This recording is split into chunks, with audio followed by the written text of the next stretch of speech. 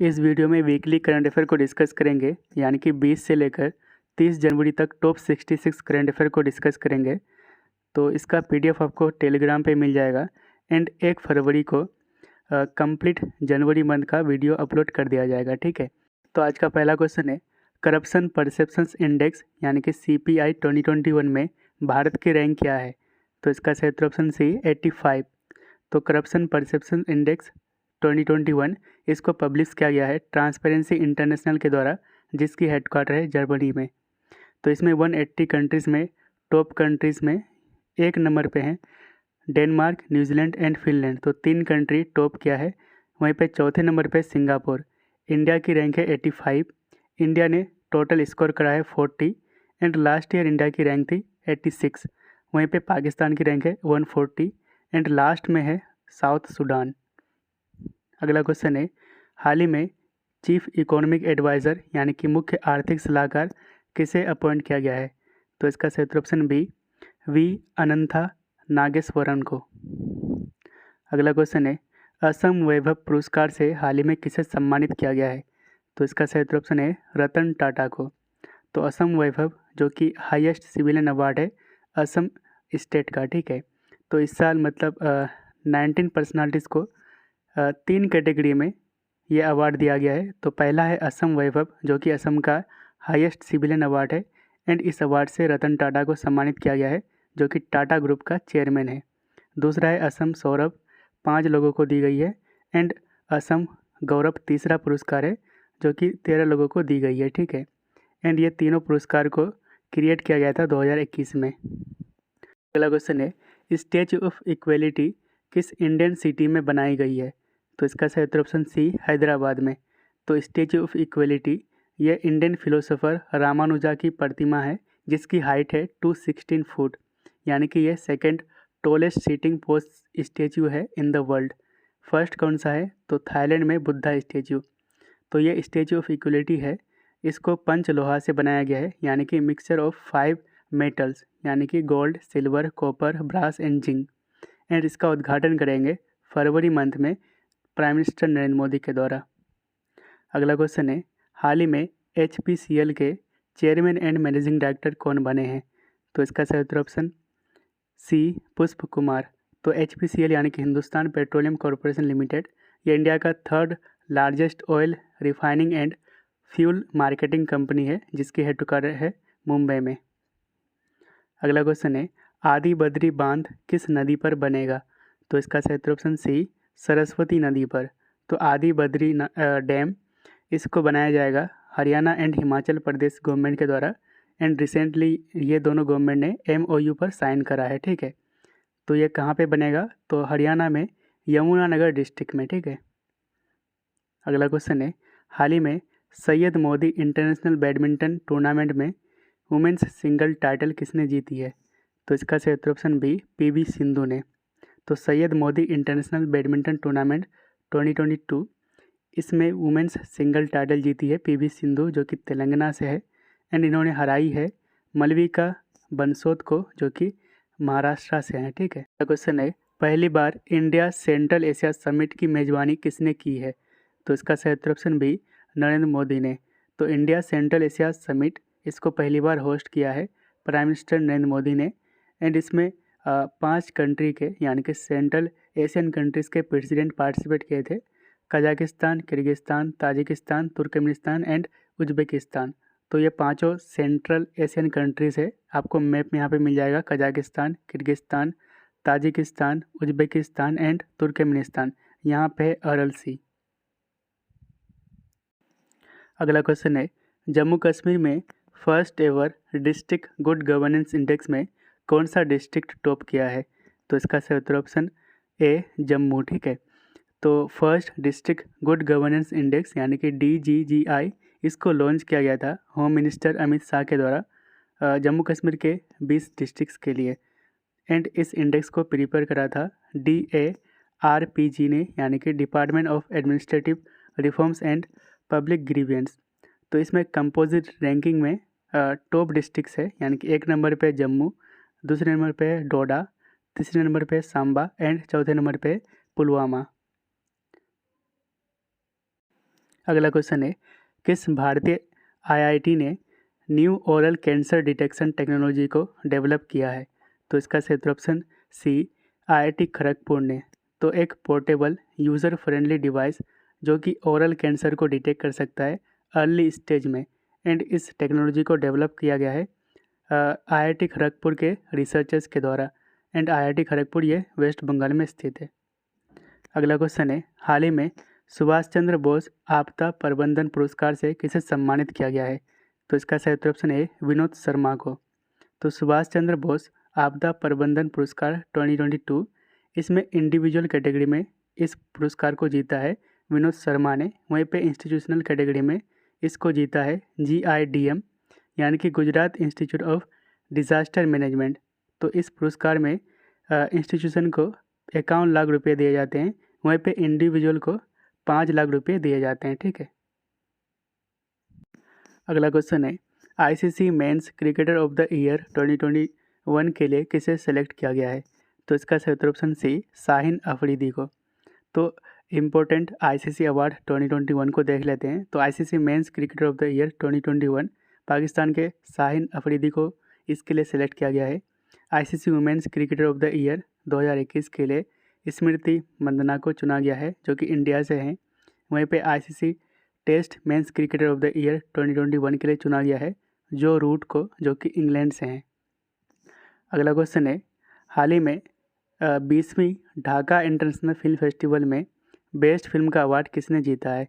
तो इसका सही उत्तर ऑप्शन है कुजंगल। ठीक है। तो बेस्ट फिल्म अवार्ड कुजंगल जीता है, एंड वहीं पे बेस्ट एक्टर जयसूर्या ने जीता है सनी मूवी के लिए। अगला क्वेश्चन है, लखनऊ IPL टीम का नया नाम क्या होगा? तो इसका सही उत्तर ऑप्शन है लखनऊ सुपर जायंट। तो सी आंसर सही है इसका। अगला क्वेश्चन है, हाल ही में डिजिटल संसद ऐप किसने लॉन्च किया है? तो इसका सही उत्तर ऑप्शन सी पार्लियामेंट ने। ठीक है। तो डिजिटल संसद ऐप इसको लॉन्च करा है लोकसभा सेक्रेटरीट ने, यानी कि लोकसभा सचिवालय ने, या फिर कहीं पे ऑप्शन आपको दे सकता है पार्लियामेंट, तो ये भी सही होगा। ठीक है। तो इस ऐप के जरिए citizen can watch parliamentary proceeding activities in parliament, यानी कि नागरिक संसद में संसदीय कार्यवाही की गतिविधियों को देख सकते हैं। ठीक। अगला क्वेश्चन है, इंडियन नेवी के first indigenously built missile corvette का नाम क्या है? तो इसका सही उत्तर ऑप्शन सी INS खुखड़ी। तो यह भी चर्चा में इसलिए क्योंकि रिसेंटली इसको डीकमीशन कर दिया गया है, एंड इसको Dadar and Nagar Haveli and Daman and Diu administration को सौंप दिया गया है। ठीक है। एंड इस INS खुखड़ी को अब म्यूजियम में कन्वर्ट कर दिया जाएगा। अगला क्वेश्चन है, किस राज्य में पहली बार वैज्ञानिक पक्षी एटलस यानी कि साइंटिफिक बर्ड एटलस को लॉन्च किया गया है? तो इसका सही उत्तर ऑप्शन सी केरला में। अगला क्वेश्चन है, हाल ही में कितने पर्सनालिटीज़ को पद्म अवार्ड 2022 से सम्मानित किया गया है? तो इसका सही उत्तर ऑप्शन सी 128। तो पद्म अवार्ड 2022 इस साल 2022 में 128 पर्सनालिटीज़ को दी गई है। तो इस अवार्ड को हर साल 3 कैटेगरीज में दी जाती है। पहला है पद्म विभूषण जो कि सेकंड हाईएस्ट सिविलियन अवार्ड है आफ्टर भारत रत्न। दूसरा है पद्म भूषण एंड तीसरा है पद्मश्री। तो पद्म विभूषण इस साल 2022 में 4 लोगों को दी गई है, प्रभा आत्रे, राधे श्याम खेमा, जनरल बिपिन रावत एंड श्री कल्याण सिंह। ठीक है। वहीं पे पद्म भूषण इस साल 17 लोगों को दी गई है। इसमें से प्रमुख है गुलाम नबी आज़ाद, सत्या नडेला, सुंदर पिचाई एंड साइरस पूनावाला। वहीं पे पद्मश्री 107 लोगों को दी गई है। अगला क्वेश्चन है, हाल ही में नाइपर रिसर्च पोर्टल किसने लॉन्च किया है? तो इसका सही उत्तर ऑप्शन बी मनसुख मंडविया ने। तो नाइपर यानी कि national institute of pharmaceutical education and research, तो इस पोर्टल को लॉन्च किया गया है मनसुख मंडविया के द्वारा, जो कि यूनियन मिनिस्टर है फॉर केमिकल एंड फर्टिलाइज़र। तो इस पोर्टल मतलब जो नाइपर का ये पोर्टल है, ये पोर्टल हेल्प करेगा MSME सेक्टर्स को। ठीक है। तो नाइपर ये एक इंस्टीट्यूट है नेशनल इम्पोर्टेंस का, एंड इसको स्पॉन्सर करता है ministry of chemical and fertiliser. अगला क्वेश्चन है, SSLV D1 माइक्रो सेट कब लॉन्च किया जाएगा? तो इसका सही उत्तर ऑप्शन है अप्रैल 2022 को। तो SSLV यानी कि स्मॉल सैटेलाइट लॉन्च व्हीकल इसको लॉन्च किया जाएगा इसरो के द्वारा अप्रैल 2022 में, ठीक है। तो ये SSLV ये मतलब मैक्सिमम 500 kg का सैटेलाइट को कैरी कर सकता है अर्थ के लोअर ऑर्बिट में, ठीक है। वहीं पे जो PSLV है जो मैक्सिमम 1000 kg के एक सैटेलाइट को कैरी कर सकता है। तो ये स्मॉल सैटेलाइट के लिए स्मॉल सैटेलाइट लॉन्च व्हीकल यानी कि SSLV, वहीं पे बड़े सैटेलाइट के लिए PSLV लॉन्च व्हीकल का इस्तेमाल किया जाता है, ठीक है। तो इसरो यानी कि इंडियन स्पेस रिसर्च ऑर्गेनाइजेशन, इसका फॉर्मेशन हुआ था 1969 में, हेडक्वार्टर है बेंगलोर में, एंड इसका चेयरमैन को जरूर याद रखेगा, चेयरमैन है डॉक्टर S सोमनाथ, जो कि 11वां चेयरमैन है। अगला क्वेश्चन है, दक्षिण मोबुआंग किस राज्य का पहला ODF प्लस विलेज बना है? तो इसका सही ऑप्शन बी मिजोरम का, ठीक है। तो साउथ मोबुआंग विलेज जो कि आइजोल डिस्ट्रिक्ट में स्थित है, इसको मतलब डिक्लेयर किया गया है फर्स्ट ODF यानी कि open defecation free plus village of Mizoram, ठीक है। तो ये विलेज जो है ये स्वच्छ भारत मिशन ग्रामीण फेज़ 2 के गाइडलाइन को फुलफिल करता है, इसलिए इसको डिक्लेयर किया गया है open defecation free plus village, ठीक है। तो ODF स्टेटस वैसे विलेज को दी जाती है जहाँ पे इफ़ेक्टिव मैनेजमेंट होता है सॉलिड एंड लिक्विड वेस्ट का, एंड सभी घरों में एंड प्राइमरी स्कूल्स में टॉयलेट की सुविधा अच्छी तरह से होता है, ठीक है। अगला क्वेश्चन है, राष्ट्रीय पर्यटन दिवस यानी कि नेशनल टूरिज्म डे कब मनाया जाता है? तो इसका सही ऑप्शन है 25 जनवरी को। तो इस साल 2022 में इसकी थीम थी रूरल कम्युनिटी सेंट्रिक टूरिज्म। अगला क्वेश्चन है, भारत ने वुमेन्स एशिया कप हॉकी में कौन सा मेडल जीता है? तो इसका सही ऑप्शन सी ब्रोंज मेडल।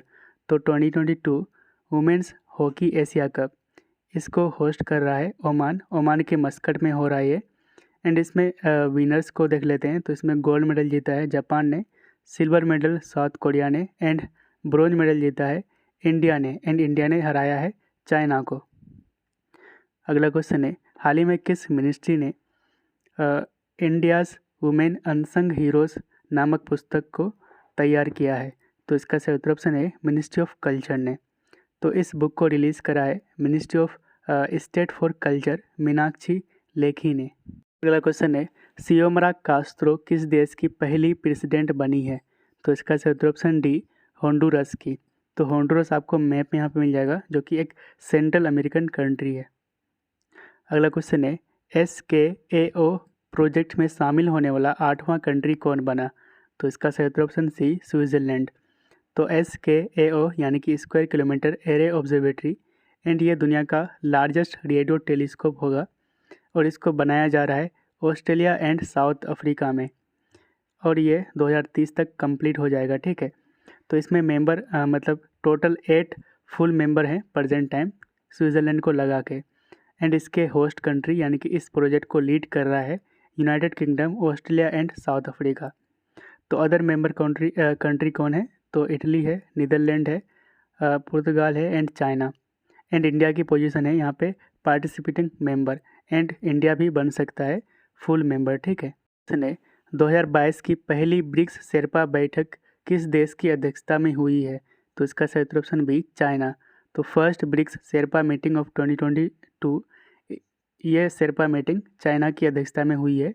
तो 2021 में 13th ब्रिक्स समिट इसको होस्ट करा था इंडिया ने, वहीं पे 2022 में 14th ब्रिक्स समिट को होस्ट करेंगे चाइना। तो ब्रिक्स इसका फॉर्मेशन हुआ था 2006 में, हेडक्वार्टर संघाई में। इसके टोटल 5 मेंबर है, Brazil, Russia, India, China and South Africa. अगला क्वेश्चन है, समेतौर किस राज्य का 16th डिस्ट्रिक्ट बना है? तो इसका सही ऑप्शन डी नागालैंड। अगला क्वेश्चन है, हाल ही में भारत एंड श्रीलंका ने कितने वर्षों के लिए साइंस एंड टेक्नोलॉजी कॉरपोरेशन को बढ़ा दिया है? तो इसका सही ऑप्शन बी 3 वर्ष के लिए, ठीक है। तो रिसेंटली न्यू एरियाज़ को फोकस करने के लिए इंडिया एंड श्रीलंका ने साइंस एंड टेक्नोलॉजी कॉरपोरेशन को 3 साल के लिए बढ़ा दिया है। तो इंडिया एंड श्रीलंका मिलकर न्यू एरियाज़ में फोकस करेंगे, जैसे कि waste water technologies, biotechnologies, sustainable agriculture, aerospace engineering, robotics, big data analytics and artificial intelligence. अगला क्वेश्चन है, भारत की पहली पैरा बैडमिंटन अकादमी किस शहर में स्थापित की गई है? तो इसका सही ऑप्शन है उत्तर प्रदेश की राजधानी लखनऊ में। अगला क्वेश्चन है, इंडिया का पहला ग्राफीन इनोवेशन सेंटर किस स्टेट में सेटअप किया जाएगा? तो इसका सही ऑप्शन सी केरला में। तो India's first graphene innovation centre इसको सेटअप किया जाएगा केरला में, डिजिटल यूनिवर्सिटी केरला के द्वारा। तो इस प्रोजेक्ट के लिए ministry of electronics and information technology ने 86.41 करोड़ का मंजूरी दिया है। तो ये जो सेंटर होगा ये न्यू इनोवेटिव प्रोडक्ट्स के एक्सपेरिमेंट एंड टेस्ट के लिए students, researchers, industries and startups को अपॉर्चुनिटी प्रोवाइड करेंगे। ठीक है। अगला क्वेश्चन है, हाल ही में इफ़को के नया चेयरमैन किसे अपॉइंट किया गया है? तो इसका सही ऑप्शन सी दिलीप संघानी को। तो इफ़को यानी कि इंडियन फार्मर्स फर्टिलाइज़र कोऑपरेटिव। ठीक है। इसका फॉर्मेशन होता है 1967 में, हेडक्वार्टर है न्यू दिल्ली में। अगला क्वेश्चन है, हाल ही में किस टेलीकॉम कंपनी को गिर नेशनल पार्क में मोबाइल टावर लगाने की मंजूरी मिली है? तो इसका सही ऑप्शन है रिलायंस जियो को। तो ये गिर नेशनल पार्क कहाँ पे स्थित है? तो गुजरात में। अगला क्वेश्चन है, दुनिया में सबसे लोकप्रिय नेता यानी कि मोस्ट पॉपुलर लीडर कौन बने? तो इसका सही option A prime minister Narendra Modi. ठीक है। तो रिसेंटली एक सर्वे के अकॉर्डिंग जिसको रिलीज़ करा है मॉर्निंग कंसल्ट पॉलिटिकल इंटेलिजेंस ने, तो इस लिस्ट में मोस्ट पॉपुलर लीडर में दुनिया में एक नंबर पे नरेंद्र मोदी जो कि इंडिया के प्राइम मिनिस्टर हैं, एंड इसको 71 अप्रूवल रेटिंग मिला है।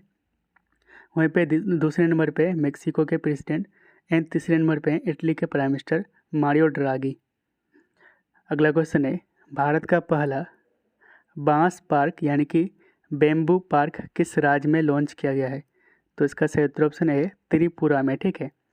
तो त्रिपुरा की कैपिटल है अगरतला, गवर्नर है सत्यदेव नारायण आर्य, सीएम है बिप्लब कुमार देव। तो आपको मैप में त्रिपुरा यहाँ पे मिल जाएगा। ठीक है। अगला क्वेश्चन है, निवेशकों को शिक्षित करने के लिए यानी कि एजुकेट करने के लिए सारथी ऐप किसने लॉन्च किया है? तो इसका सही ऑप्शन है सेबी ने। तो सेबी ने इन्वेस्टर्स को एजुकेट करने के लिए सारथी ऐप को लॉन्च करा है। तो सेबी यानी कि security and exchange board of India, इसका हेडक्वार्टर है मुंबई में, चेयरमैन है अजय त्यागी और ये आते हैं under ministry of finance government of India के। अगला क्वेश्चन है, Bose the untold story of an inconvenient nationalist पुस्तक के लेखक कौन है? तो इसका सही ऑप्शन सी चंद्रचूड़ घोष। अगला क्वेश्चन है, इंडिया गेट पर किस स्वतंत्रता सेनानी यानी कि फ्रीडम फाइटर की स्टेच्यू को स्थापित की गई है? तो इसका सही ऑप्शन बी सुभाष चंद्र बोस की। अगला क्वेश्चन है, वनडे में भारत के लिए सबसे ज़्यादा रन बनाने वाले खिलाड़ी कौन बने? तो इसका सही ऑप्शन बी विराट कोहली। तो विराट कोहली एक नंबर पे हैं एंड दूसरे नंबर पे सचिन तेंदुलकर। अगला क्वेश्चन है, हाल ही में किस कंपनी को टेरी से वाटर पॉजिटिव सर्टिफिकेट मिला है? तो इसका सही ऑप्शन बी एबीबी इंडिया को। तो एबीबी इंडिया रिसीव करा है water positive certificate for its Nelamangala unit, and इस सर्टिफिकेट को दिया है the energy and resource institute यानी कि टेरी ने। तो एबीबी ये एक टेक्नोलॉजी कंपनी है जिसका हेडक्वार्टर है स्विट्ज़रलैंड में, and ABB India's Nelamangala unit का हेडक्वार्टर है बेंगलोर में। ठीक है। तो टेरी ये एक रिसर्च इंस्टीट्यूट है जो न्यू दिल्ली में स्थित है। अगला क्वेश्चन है, हाल ही में किस राज्य सरकार ने मास्क ही है जिंदगी कैंपेन को शुरू किया है? तो इसका सही ऑप्शन बी मध्य प्रदेश ने। अगला क्वेश्चन है, एल्जा सोर्स किस देश की एक महान सिंगर थी? तो इसका सही ऑप्शन बी ब्राज़ील की। तो हाल ही में इनका निधन हो गया है इसलिए ये चर्चा में है। अगला क्वेश्चन है, हाल ही में किस मिनिस्ट्री ने रंगोली उत्सव उमंग को ऑर्गेनाइज किया है? तो इसका सही ऑप्शन है कल्चर मिनिस्ट्री ने। तो रंगोली उत्सव जिसका नाम है उमंग, इसको नेशनल गर्ल चाइल्ड डे जिसको 24 जनवरी को सेलिब्रेट किया जाता है, उस मौके पर इस उत्सव को ऑर्गेनाइज किया गया था कल्चर मिनिस्ट्री के द्वारा यानी कि संस्कृति मंत्रालय के द्वारा एज अ पार्ट ऑफ आज़ादी का अमृत महोत्सव। अगला क्वेश्चन है, हर साल पराक्रम दिवस किस फ्रीडम फाइटर की जयंती पर मनाया जाता है? तो इसका सही ऑप्शन बी, सुभाष चंद्र बोस के। तो पराक्रम दिवस हर साल 23 जनवरी को सेलिब्रेट किया जाता है on the birth anniversary of Netaji Subhash Chandra Bose. तो इस बार 2022 में नेताजी सुभाष चंद्र बोस का 125th बर्थ एनिवर्सरी सेलिब्रेट किया गया। अगला क्वेश्चन है, मियां मोटली किस देश की नई प्राइम मिनिस्टर बनी? तो इसका सही ऑप्शन है बारबाडोस के। तो बारबाडोस आपको मैप यहाँ पे मिल जाएगा, जो कि एक आइलैंड कंट्री है कैरेबियन रीजन में। इसकी कैपिटल है ब्रिज टाउन। अगला क्वेश्चन है, कौन सा देश दुनिया का सबसे बड़ा ककड़ी और खीरा एक्सपोर्टर देश बन गया है? तो इसका सही ऑप्शन बी, इंडिया। तो recently ministry of commerce and industry के अनुसार इंडिया दुनिया का सबसे बड़ा ककड़ी एंड खीरा निर्यातक देश बन गया है। अगला क्वेश्चन है, कौन से स्टेट गवर्नमेंट के द्वारा पर्ले शिक्षालय नामक नया इनिशिएटिव को शुरू किया जाएगा? तो इसका सही option C, West Bengal government के द्वारा। तो एक नया इनिशिएटिव जिसका नाम है पर्ले शिक्षालय, इस इनिशिएटिव के तहत प्राइमरी स्टूडेंट्स, जो भी गवर्नमेंट स्कूल के प्राइमरी स्टूडेंट्स है, उसको ओपन स्पेस यानी कि ओपन ग्राउंड में लेसन दी जाएगी। अगला क्वेश्चन है, the legend of Birsa Munda पुस्तक के लेखक कौन है?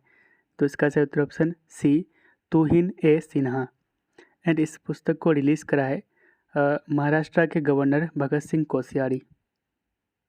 अगला क्वेश्चन है, थीच नाथ हान का हाल ही में निधन हो गया है, वह किस देश के एक बौद्ध भिक्षु यानी कि बौद्ध मोंग थे? तो इसका सही ऑप्शन सी, थाईलैंड के।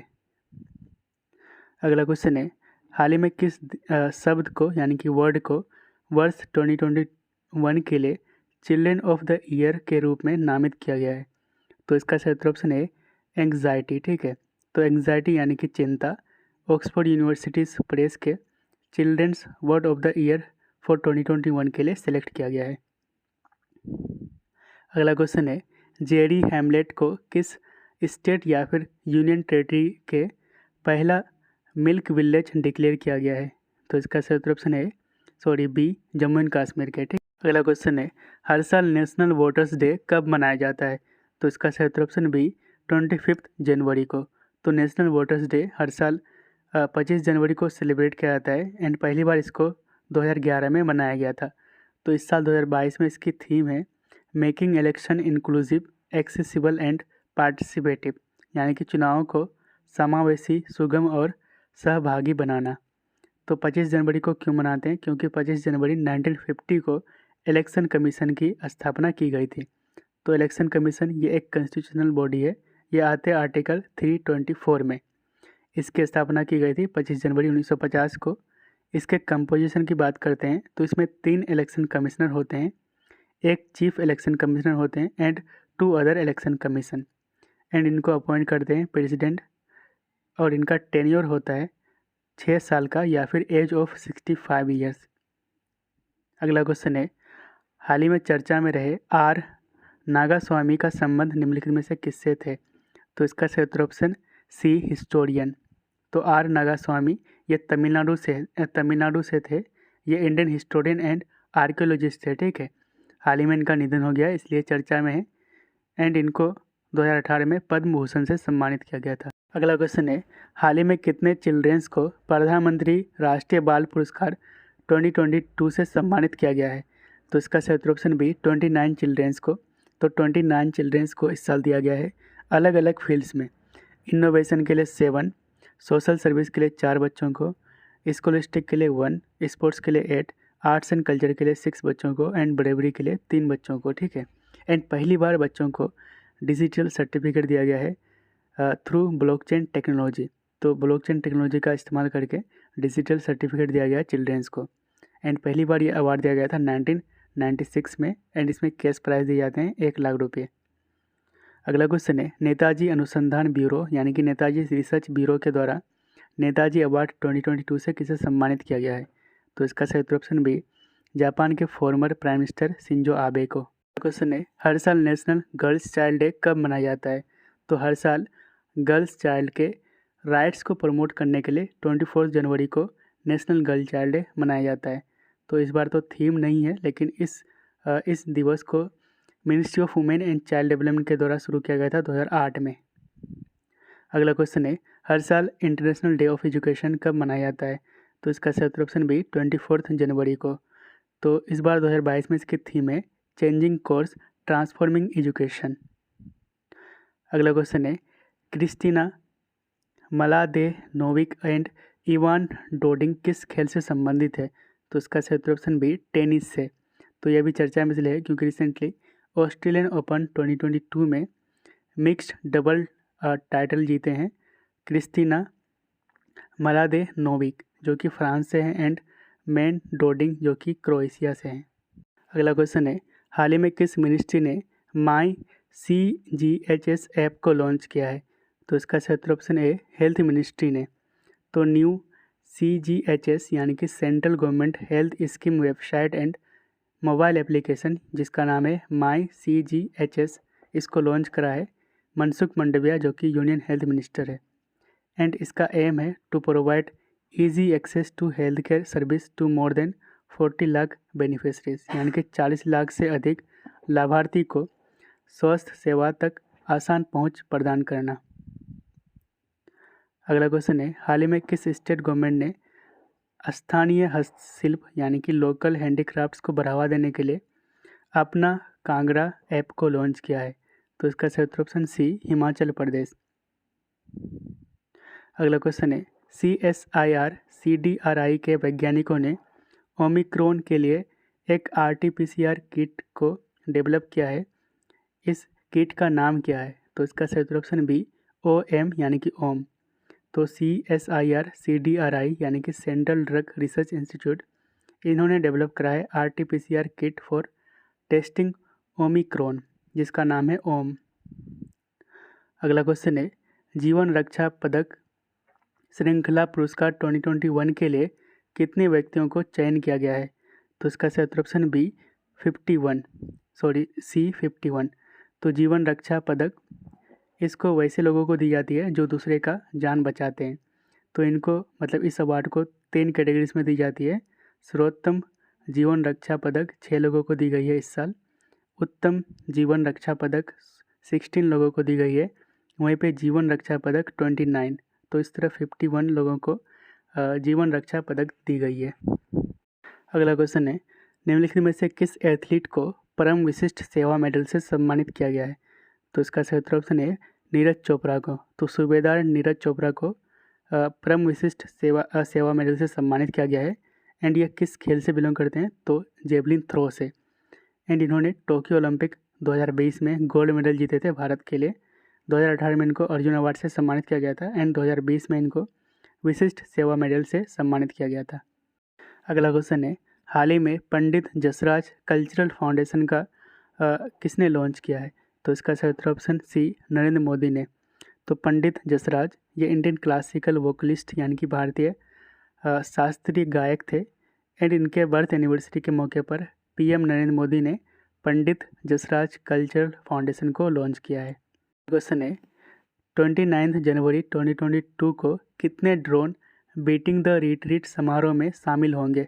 तो इसका सही उत्तर ऑप्शन है 1000। ठीक है।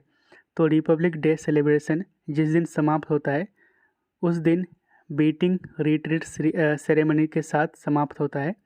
एंड इसमें इंडियन स्टार्टअप जिसका नाम है बेट लैब्स, ये 1000 ड्रोन को उड़ाएंगे। ठीक है। एंड ऐसा करने वाला इंडिया चौथा कंट्री होगा after China, Russia and UK।